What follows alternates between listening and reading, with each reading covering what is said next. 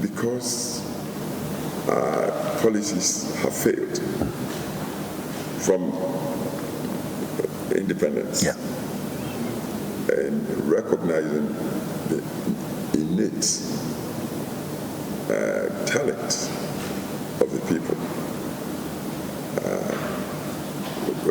There's been a tendency of rural-urban drifts of the youth. And so Accra, for instance, within the short space of, say, 2 decades or so, has been sprawling all over the place. Population of Accra, Greater Accra now, I wouldn't be surprised, exceeds something like 5, 6, 7 million.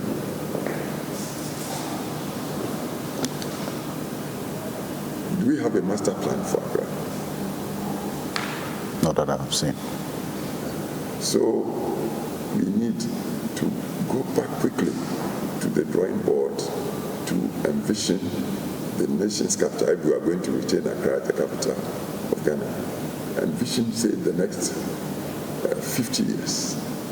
What do we do so we can live comfortably in this capital of Ghana? Ghana has been, we say Ghana is the gateway of Africa or West Africa.